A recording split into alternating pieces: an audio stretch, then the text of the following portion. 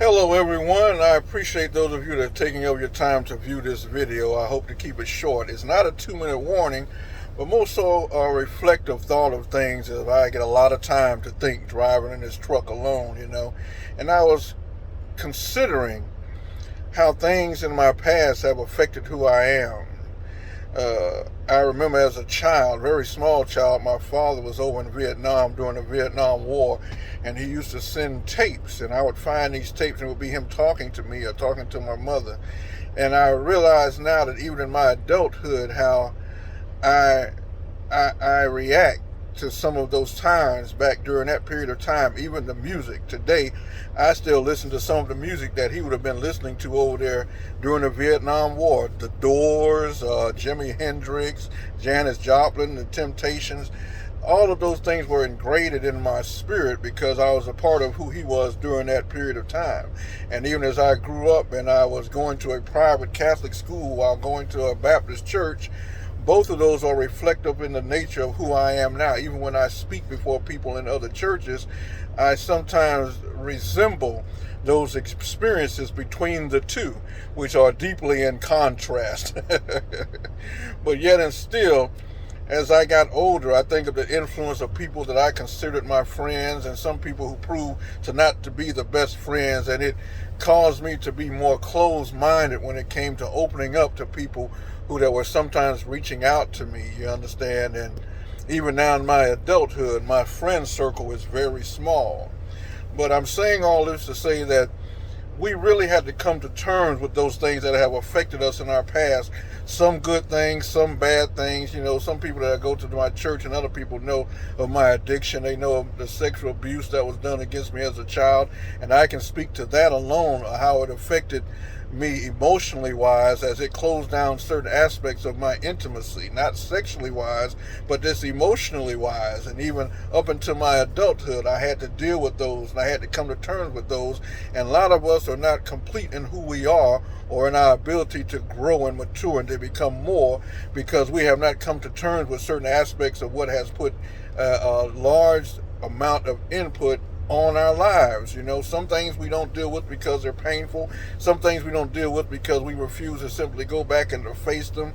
But I want to encourage all of you to understand that if you want to be complete in who you are, you got to come into terms with who you were and who that were, how it affected who you are becoming even now as you continue to grow. Because life is short, and I believe we are in a continuing cycle of growth until our very last breath.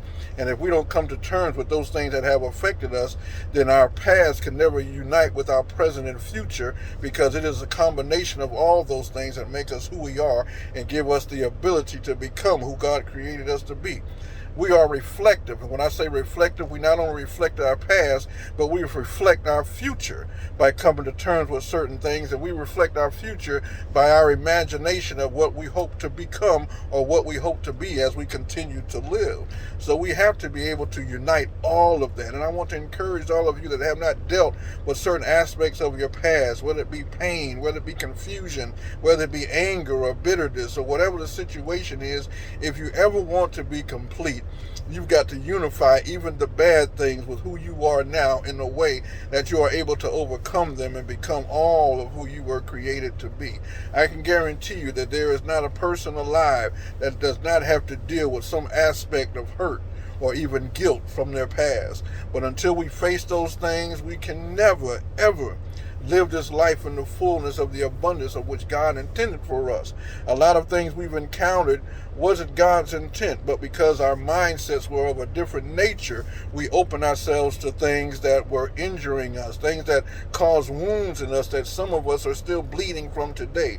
And I just want to pray that you all deal with those bleeding wounds so that you're able to heal and able to live your life in the fullness of what was prepared for you by God. Because remember, He has ordered our steps. And just because you stepped out of step for a while, you have the full opportunity to get back into alignment with things. But you can only do that by facing your own reality and your own truth. And I want to encourage you all. It may be difficult. Some of these things may even anger you when you think about them, but you got to get to the root of the situations. Now, the things I talked about, like my father's experience, the school experience, experiences. Some of those things are just part of who we are, but the things like molestation, the things like addiction and all those type of things are things that attach to us in a way that they keep us from being complete because the burden of them are so heavy.